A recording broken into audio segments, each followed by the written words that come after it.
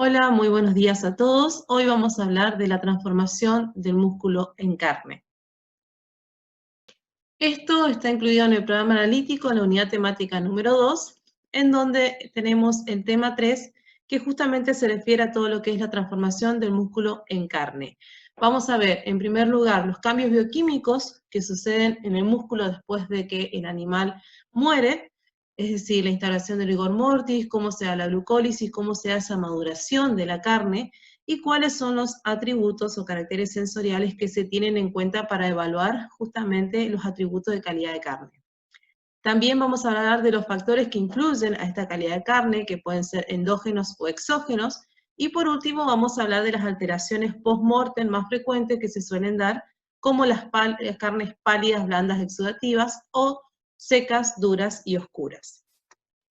Bueno, en primer lugar tenemos que recordar que en el organismo vertebrado existen tres tipos de musculaturas que están bien diferenciadas una de otra, ya sea por su estructura como por su función. Es decir, entonces tenemos al músculo liso, al músculo esquelético y al músculo cardíaco.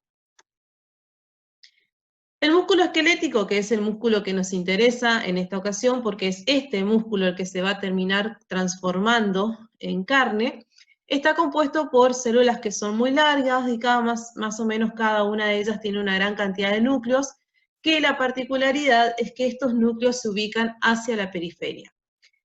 Y las células, en su interior, las fibras, presentan un estriado característico y por eso se llama músculo esquelético estriado. Si nos vamos a las características específicas de este músculo estriado, podemos mencionar que tienen un diámetro de 10 a 100 micrómetros.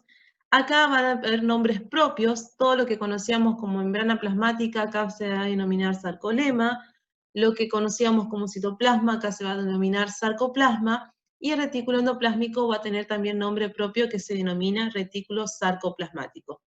Cada fibra va a tener una estriación, que estas estriaciones se denominan miofibrillas y tienen un espesor más o menos entre 1 a 2 micrómetros.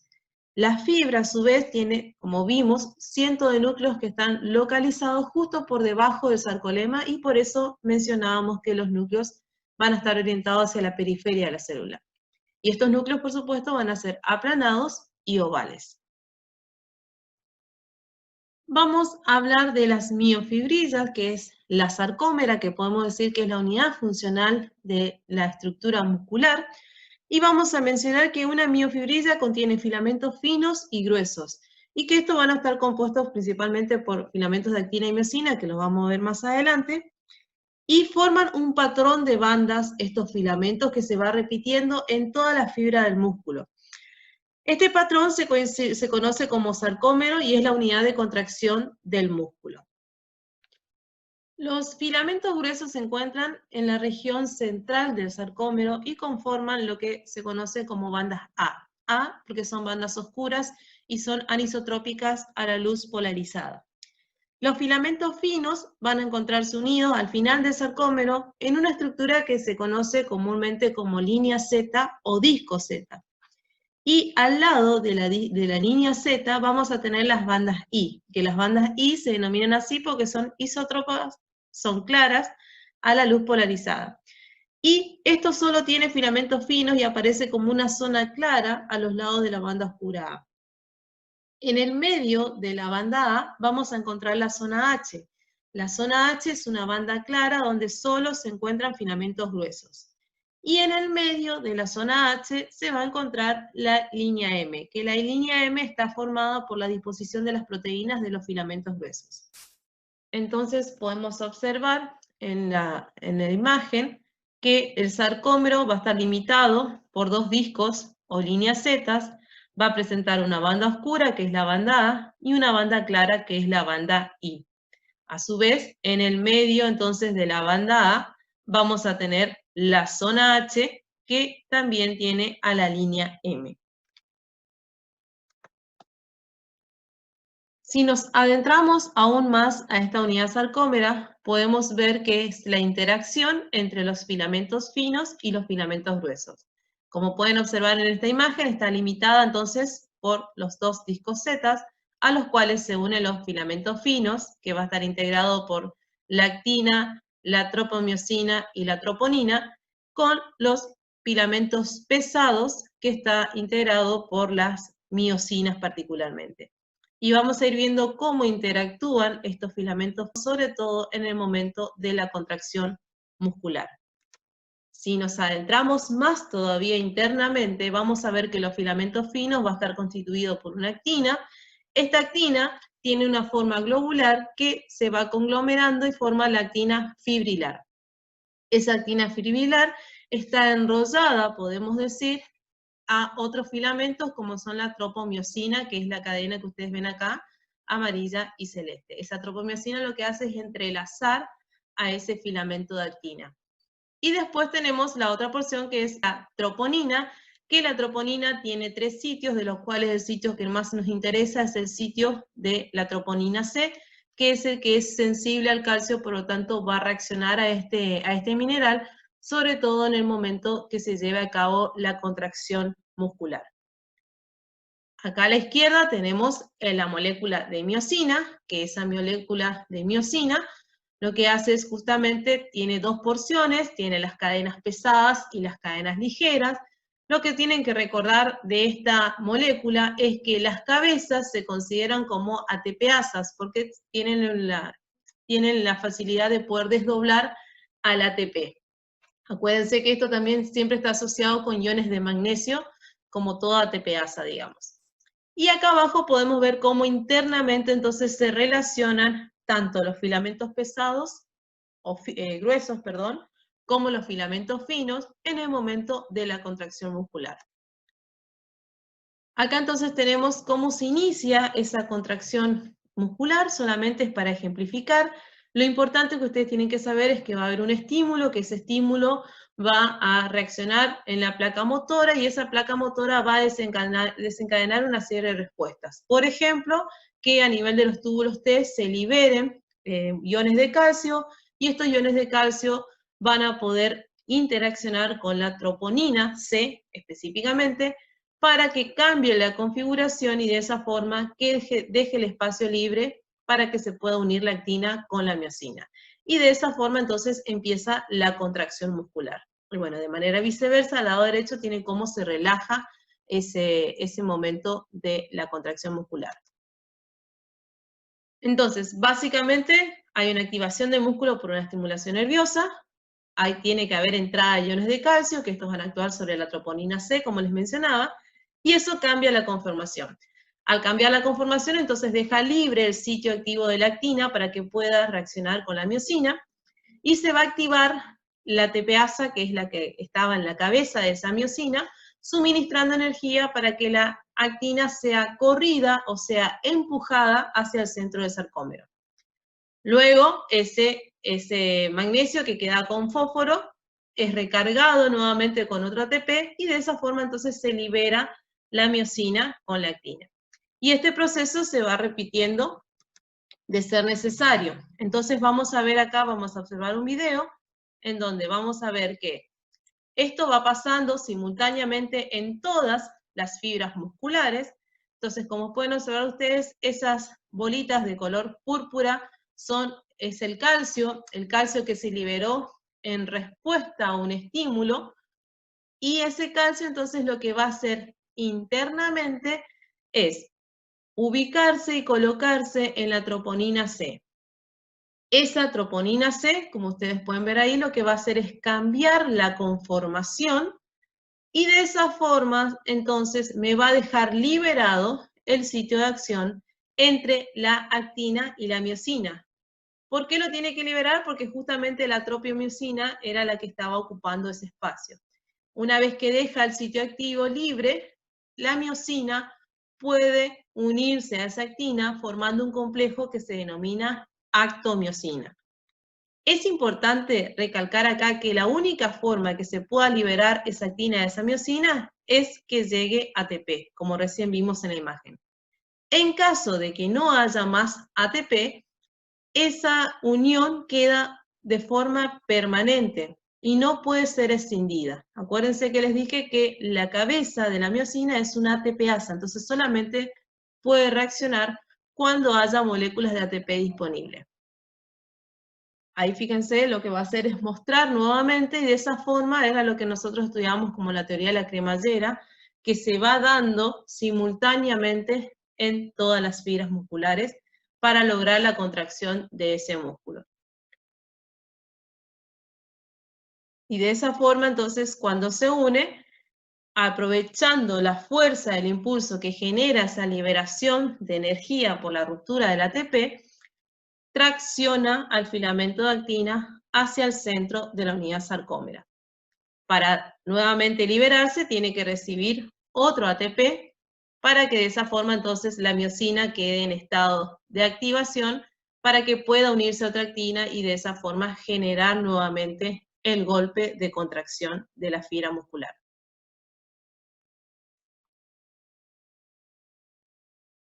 Y como les muestro, esto va pasando simultáneamente en todas las fibras. Entonces, ¿qué implica la contracción directamente? Va a ser el acortamiento de la banda I que mencionábamos, ¿sí? El acortamiento donde justamente están los filamentos finos. Ahí donde ustedes pueden ver esta zona, entonces que era la banda H, representa, la banda A representa a los filamentos de miosina, y la banda I representaba a los filamentos finos de actina, troponina y tropomiosina que estaban unidos entre sí. Entonces, básicamente, al contraer, se acorta ese sarcómero, desapareciendo prácticamente la banda I. Para que se convierta el músculo en carne, deben suceder varias cosas, ¿sí? Nosotros, ni bien se faena el animal, obtenemos músculo, luego de eso nosotros llevamos a un sistema de oreo y llevamos a la maduración. En esa maduración, lo que va a pasar básicamente es que, dependiendo de las condiciones del tiempo y la temperatura, se va a llevar a cabo una glucólisis anaeróbica que va a hacer que disminuya el pH porque va a haber mucha producción de ácido láctico y se va a ir instaurando simultáneamente ese rigor mortis. Y luego de esa resolución del rigor mortis, recién obtenemos lo que nosotros consumimos normalmente como carne.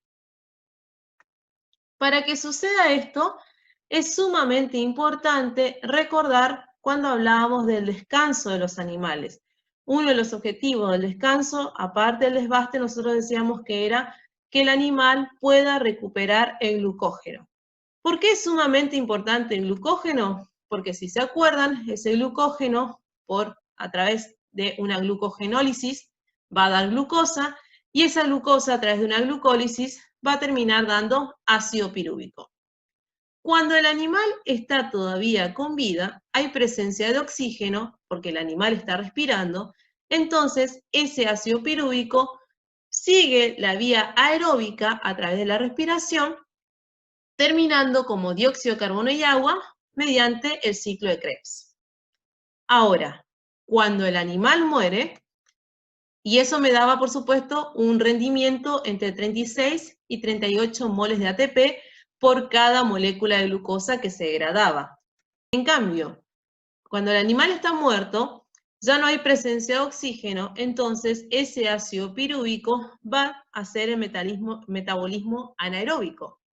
Cuando hacemos el metabolismo anaeróbico, se genera ácido láctico como producto final de ese pirúvico, generando altas concentraciones de pH, pero solamente se dan 2 moles de ATP. ¿Por qué es importante la cantidad de ATP acá? Porque como les mencioné, solamente a través de la molécula de ATP se va a poder separar esa unión de actina con miosina. Cuando el animal muere y ya no hay más ATP, se establece lo que conocemos como rigor mortis, que lo vamos a ver a continuación. La degradación del glucógeno, entonces, lo que va haciendo va a hacer que en temperaturas adecuadas haya un descenso del pH, y ese descenso del pH está dado justamente por la producción de ácido láctico hasta llegar a 5,5 o 5,8 después de 24 horas del sacrificio del animal. Entonces, lo que muestra este gráfico es básicamente cómo al inicio, post faena, digamos, se utilizan todas las reservas de ATP que tiene hasta que llega el momento en donde ese ATP decae rápidamente. ¿Está? Porque como mencionábamos, el metabolismo que sigue es el anaeróbico y por lo tanto la producción de ATP es mínima comparado a cuando el animal estaba con vida y hacía un metabolismo aeróbico. Y el organismo lo que hace es usar también otro sistema para obtener energía, que es el de la creatinina, el sistema losofágeno, que también decae rápidamente. Y eso va haciendo que aumente progresivamente esa producción de ácido láctico, porque como mencionamos, se sigue dando un metabolismo anaeróbico, entonces eso va haciendo que progresivamente aumente el ácido láctico, por lo tanto reduce el pH hasta 5,5 o 5,8, y lo ideal es que esto se dé en un periodo de tiempo prudente, que es 24 horas después de la muerte. En caso de que esto no se dé en maneras adecuadas, vamos a ver después las alteraciones que se pueden producir por este inconveniente justamente.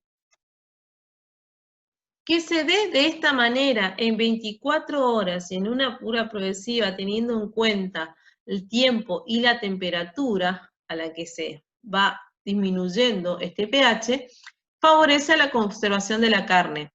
Y sobre todo lo favorece porque hace más lento el desarrollo microbiano, pero disminuye la capacidad de retención de agua porque el pH está muy cercano al punto isoeléctrico de las proteínas musculares, entonces estas tienden a no retener agua, que eso lo vamos a ver más adelante.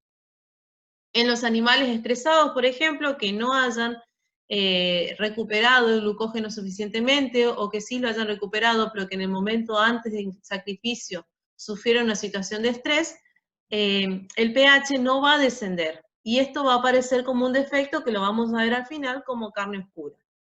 Por eso es sumamente importante las normas de bienestar animal, ¿sí? Porque es en este momento donde tecnológicamente muchas veces, por no tener las condiciones adecuadas del cuidado de los animales, podemos tener detrimento en las canales al final.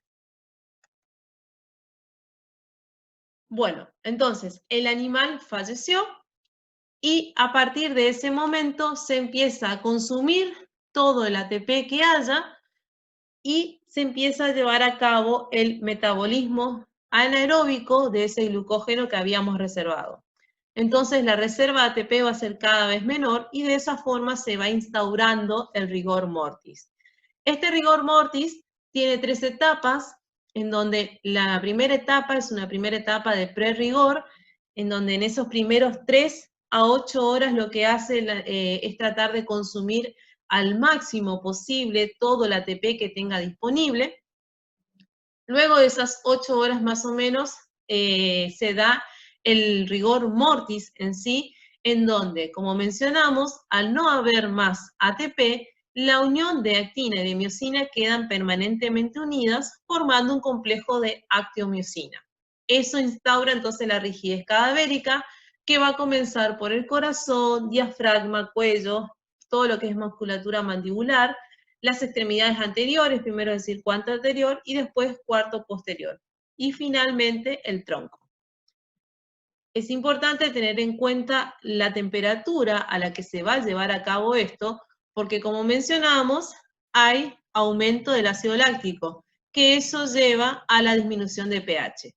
Llega a puntos isoeléctricos de las proteínas, entonces hay liberación por parte de los lisosomas, van a liberar enzimas, que son enzimas específicas, que son las catepsinas, que van a después degradar y resolver de alguna manera ese rigor mortis, que lo vamos a ver dónde lo hace. Y por último, la etapa de post-rigor, que es luego de las 24 horas, que es considerado el proceso de maduración, que se inicia este proceso ya desde el momento en que entra en una sala de oreo entre 13 a 20 grados centígrados. Y esto es sumamente importante porque si nosotros tenemos una alta producción de ácido láctico, disminuye rápidamente el pH, pero la temperatura de la canal todavía está alta, probablemente haya mayor desnaturalización de la proteína, también teniendo pérdida de nutrientes. Entonces, por eso es importante tener en cuenta el tiempo y la temperatura a la que se va dando eso cambio de pH que es progresivo hasta llegar al punto de 5,5 o 5,8 como mencionamos anteriormente. Entonces, esto es solo para recordar que al disminuir el ATP, la actina y la miosina se van combinando y van formando las cadenas rígidas de actomiosina, formando ese complejo que es irreversible. La única forma de desarmar ese complejo es que haya nuevamente ATP. Como ya no hay más ATP, queda instaurado ese rigor mortis.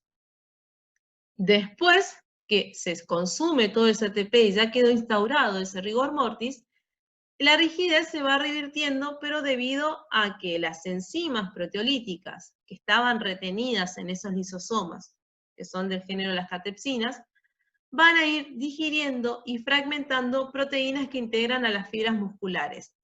¿Qué proteínas? Básicamente la unión de los discos Z o línea Z, es decir, que va a ir cortando la unión de esos filamentos finos que mencionábamos, ¿está? Y lo van a ir generando de esta forma entonces el ablandamiento y la extensión de la fibra hacia los extremos.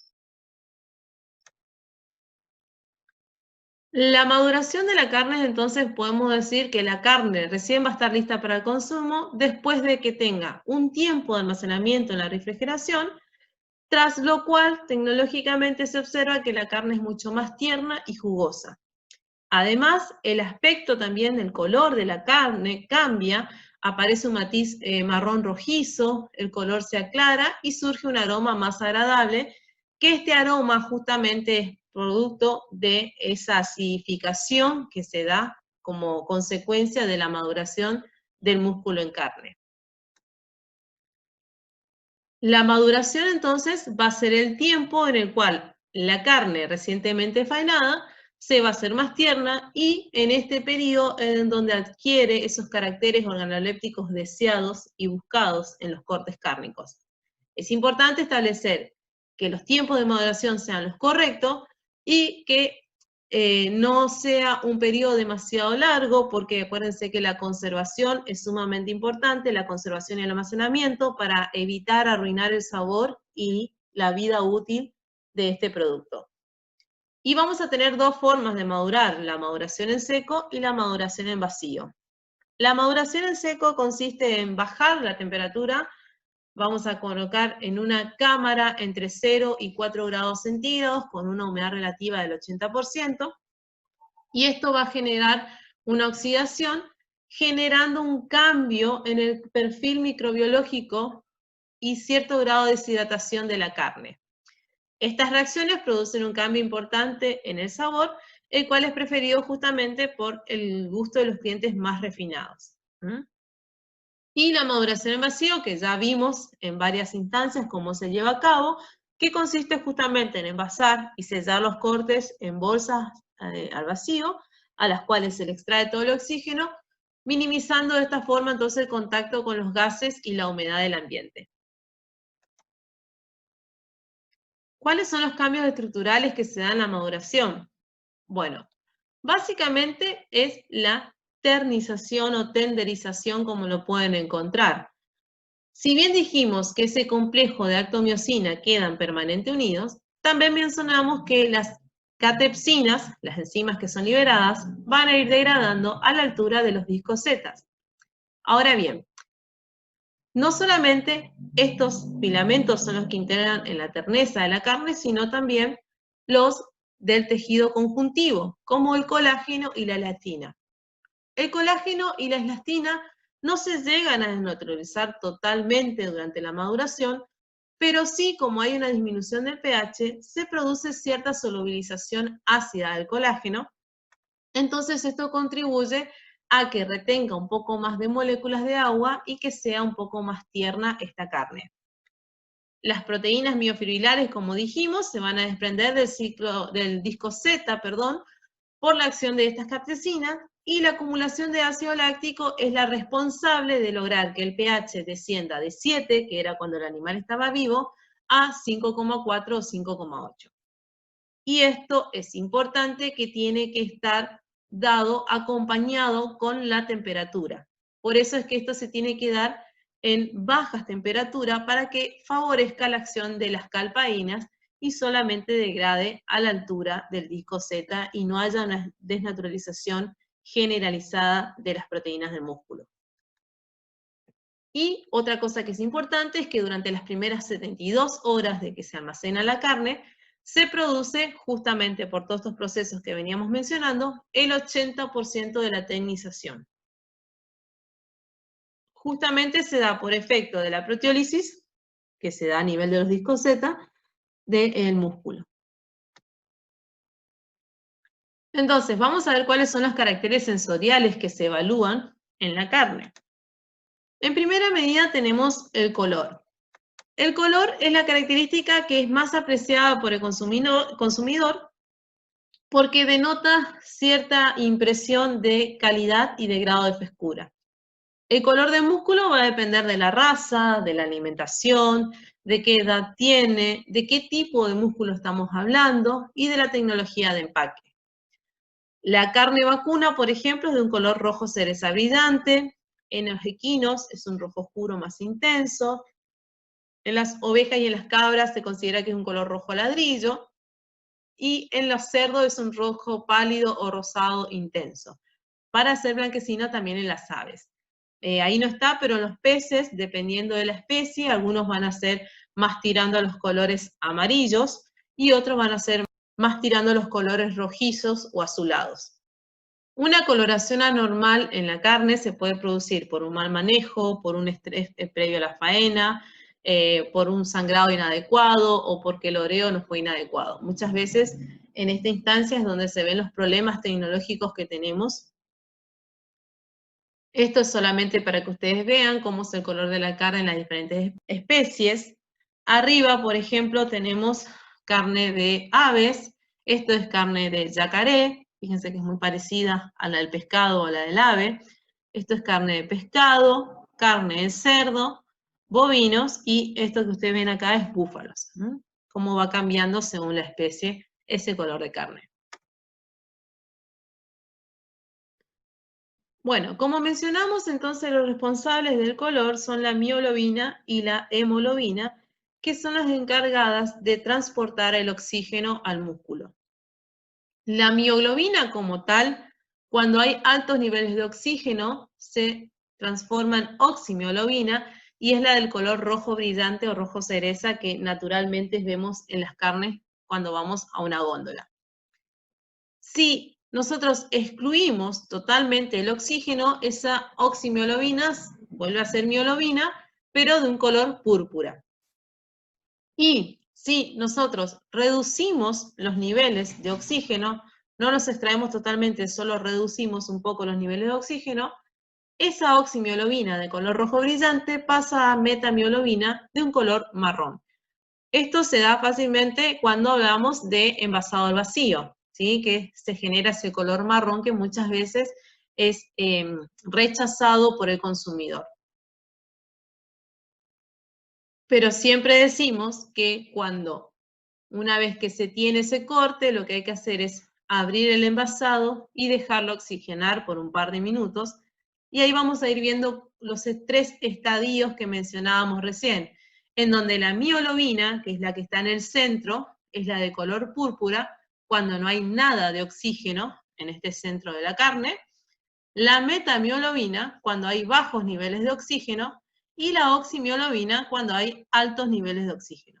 ¿Está? Entonces, esto es lo que va sucediendo cuando nosotros sacamos un corte envasado al vacío y lo dejamos exponer al oxígeno, al ambiente. El oxígeno va a ir entrando de afuera hacia adentro y por eso podemos ver en este corte, por ejemplo, si hacemos un corte transversal, podemos ver los 3 estados de esa mioglobina. Otro atributo de la calidad de la carne es la capacidad de retención de agua y la jugosidad, que es un atributo muy buscado y muy deseado en las carnes. Bueno, la capacidad de retención de agua es la aptitud de la carne que tiene para retener, ya sea total o parcialmente, el agua propia del alimento, es decir, el agua propia del músculo, o bien el agua que eventualmente fue adicionada durante el procesamiento, por ejemplo, en las carnes aditivadas. Repercute en las características sensoriales, va a repercutir en el valor nutritivo. Esto lo vamos a ver bien cuando veamos composición, porque vamos a ver que el agua está unida a las proteínas, y bueno, que si tiene baja capacidad de retención de agua, también va a haber pérdida de nutrientes. En el valor comercial, por supuesto, y en los caracteres tecnológicos, que lo van a ver bien cuando veamos métodos analíticos. Las pérdidas por exudado disminuyen los rendimientos, que eso se los consideran como mermas de producción, ¿sí? Por eso es importante tener en cuenta, sobre todo en las canales, que nosotros tenemos el peso de romaneo y tipificación, que decíamos que el romaneo es el pesaje en caliente de las medias reses, y luego tenemos un peso en las cámaras frigoríficas. Entonces tenemos entre un 2 y un 3% de merma de producción. La jugosidad es el grado de retracción que experimenta la carne durante la cocción. Y eso va a depender del tiempo de cocción, del método de cocción que se elija, y básicamente va a estar influenciada por el contenido de la grasa intramuscular que tenga, ¿sí? O el marmoreo que tenga esa fibra muscular. Por ejemplo, ahí tienen dos ejemplos: cuando mayor cantidad de grasa intramuscular tenga, mayor jugosidad va a presentar ese corte en el momento que se lo cose. Pero también es importante tener en cuenta el método de cocción y el tiempo de cocción. Otro atributo muy relevante para el consumidor, sobre todo, es la terneza.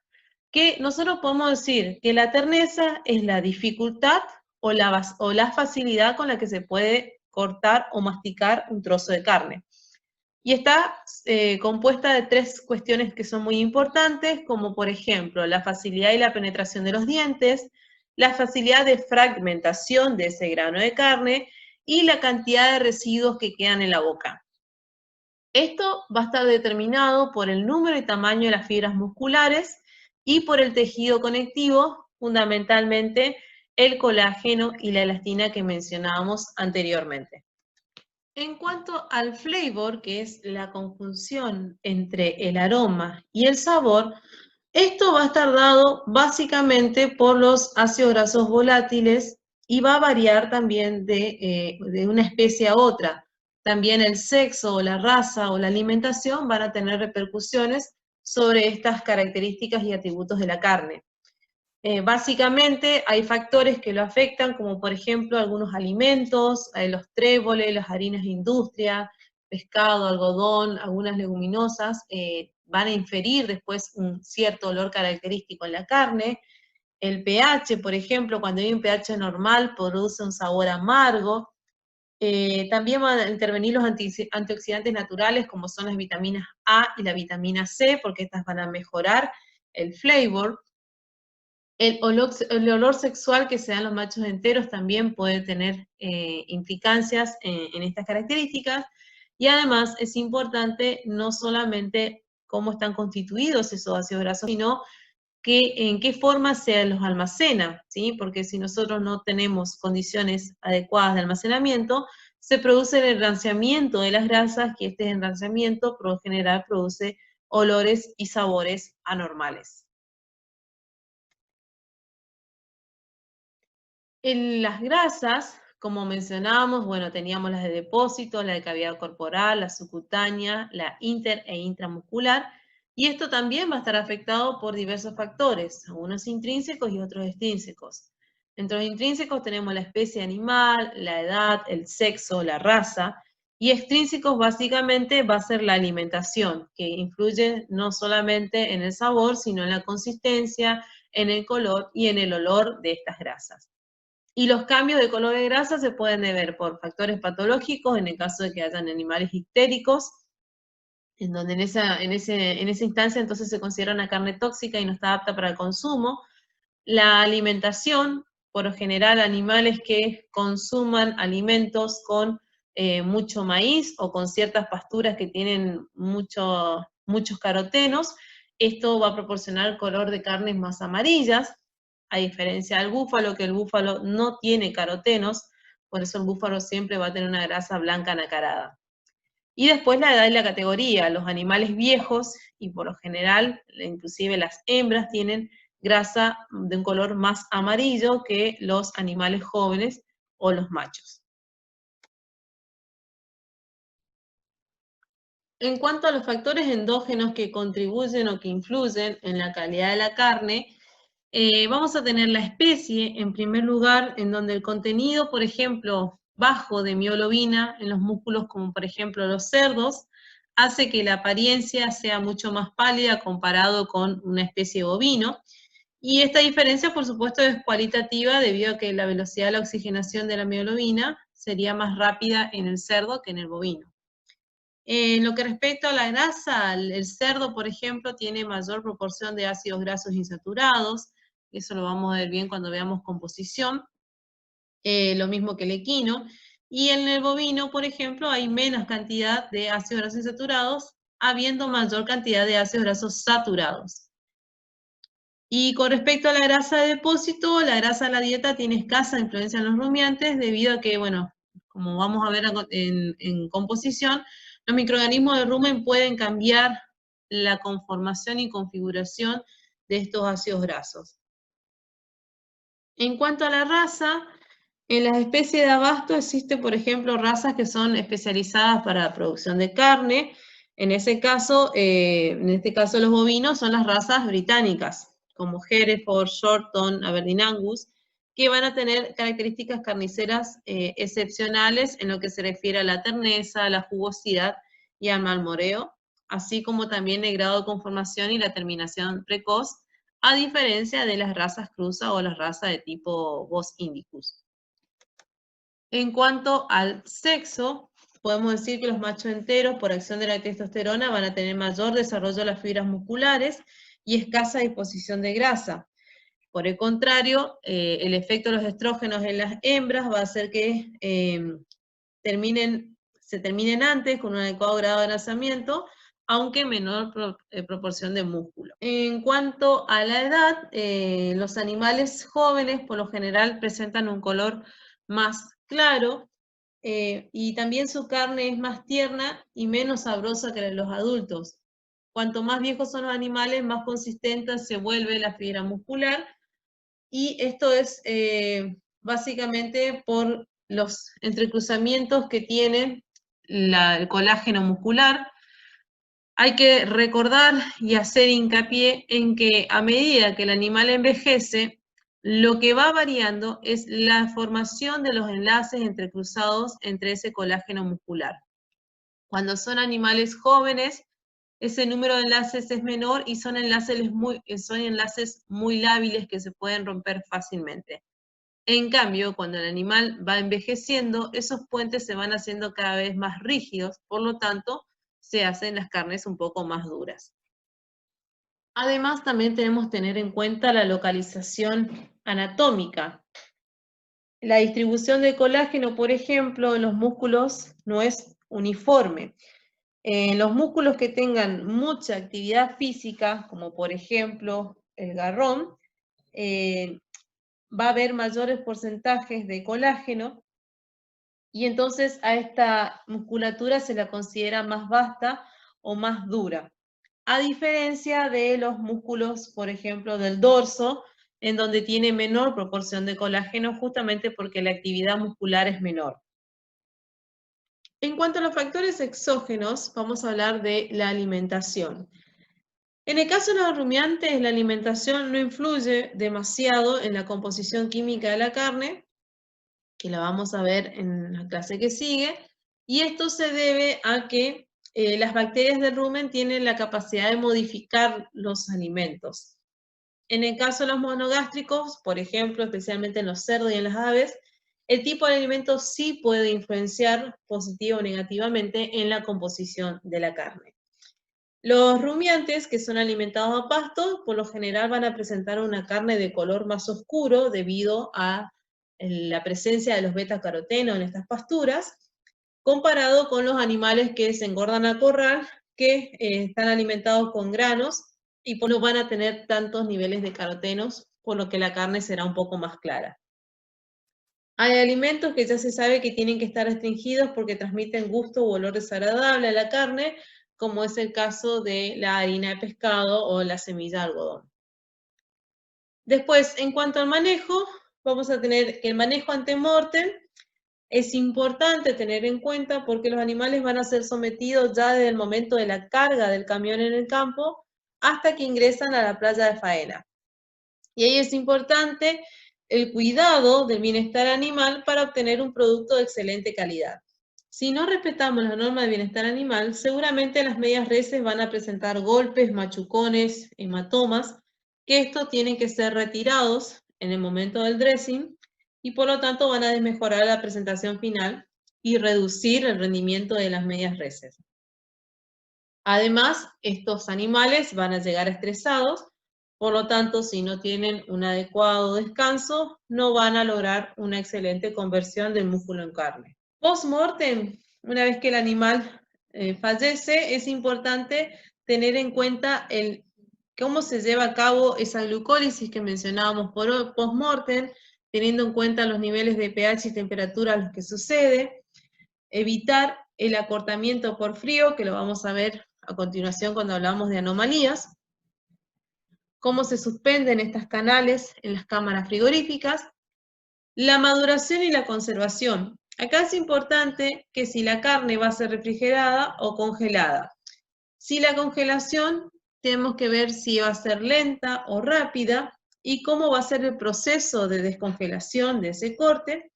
Y también va a depender de cómo se realizan cualquiera de estos procesos, que se va a producir un exudado de esa carne que va a implicar pérdida de nutrientes, además de la merma del rendimiento de la carne, ¿no? También es importante considerar el método de cocción, fundamentalmente el tiempo y la temperatura del proceso. Bueno, ahora vamos a entrar entonces a las alteraciones post-mortem más frecuentes. Las más comunes son las carnes pálidas, blandas y exudativas, y duras, secas y oscuras, y el acortamiento por frío. Bien, estas transformaciones anómalas se van a dar por trastornos fisiológicos o por factores externos, como venimos mencionando a lo largo de la clase. La aceleración de la degradación del glucógeno, ya sea por causas endógenas o exógenas, va asociada a las carnes de calidad deficiente, que son estas que mencionábamos hoy. Duras, secas y oscuras, o firme, seca y oscura, y pálidas, blandas y exudativas. Y otra cosa a tener en cuenta es que también hay que tener en cuenta la refrigeración, en qué momento se hace para la maduración. Si nosotros tenemos una refrigeración rápida, puede aparecer lo que se conoce comúnmente como acortamiento por frío o cold shortening.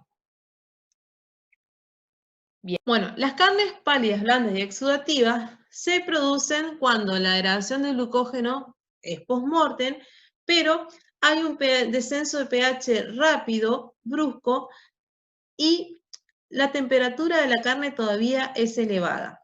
Entonces esto produce una desnaturalización de las proteínas musculares. Este es un fenómeno que es muy común en cerdos y en pavos, aunque también se pueden encontrar en otras especies, por supuesto.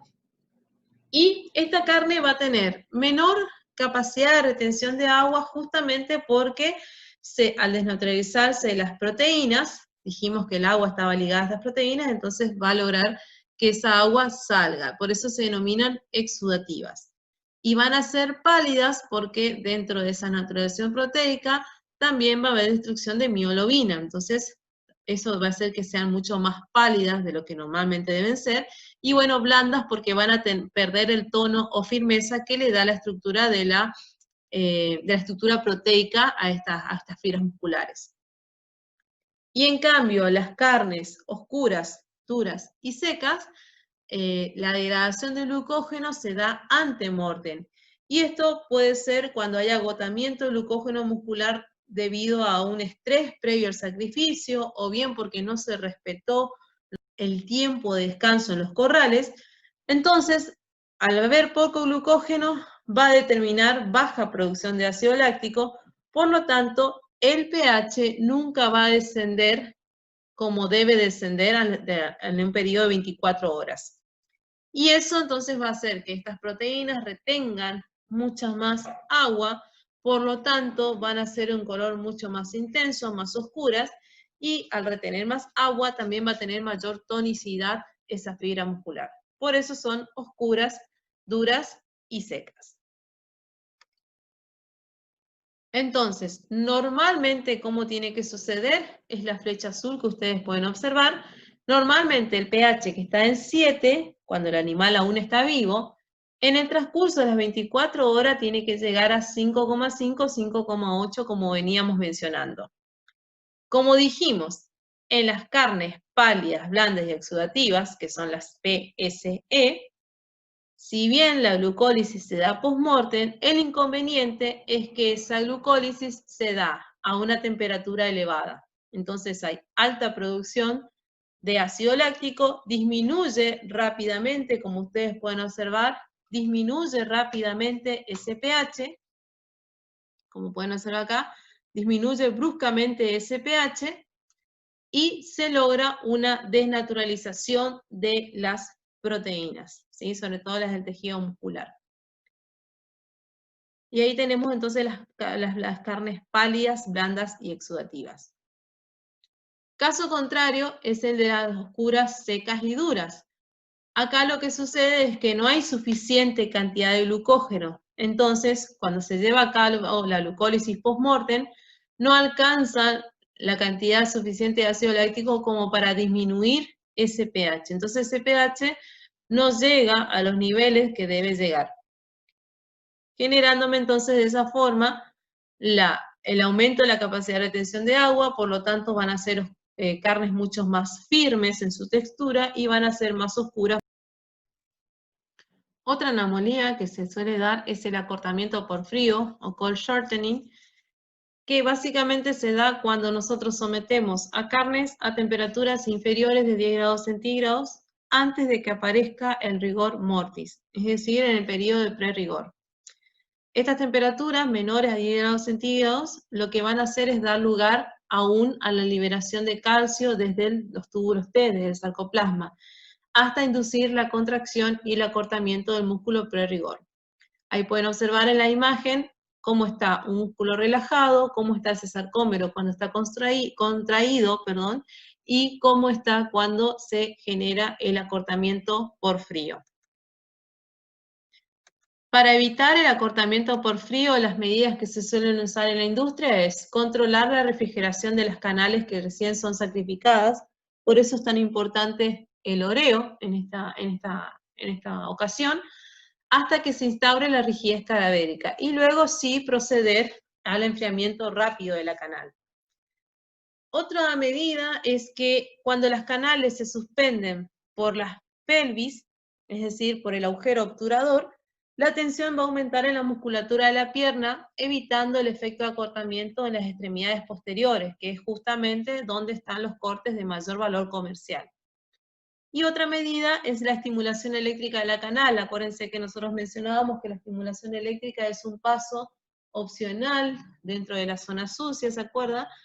Y mencionábamos que justamente repercutía favorablemente a todo este proceso de la maduración y de la transformación del músculo en carne. Básicamente lo que hace la estimulación es acelerar los procesos post-mortem, entonces el pH descienda rápidamente, así se acorta el periodo de aparición de la rigidez cadavérica mediante la aceleración de esa glucólisis. Existe otra anomalía que es el rigor de la descongelación, que esto se da, por ejemplo, si nosotros tenemos carne congelada en el momento de pre-rigor aún, donde todavía no se instauró la rigidez cadavérica, cuando descongelamos esa carne, empiezan los procesos de rigor mortis y ahí tenemos la rigidez cadavérica intensa. Entonces, estos procesos, una vez que descongelamos estas carnes, se reanudan luego de que, cuando tengan las temperaturas adecuadas para poder hacerlo. Esto se puede prevenir a través de una descongelación de tipo lenta, y este efecto es muy indeseable porque tiene una gran pérdida de la capacidad de retención de agua, es decir, vamos a tener mucha merma con este rigor de la descongelación, y esto es la característica esencial en los procesos de elaboración de productos cárnicos, justamente. Bueno, aquí está la bibliografía de la cual hemos extraído el material para esta clase. y nos vemos la clase siguiente. Muchas gracias, chicos, por su atención.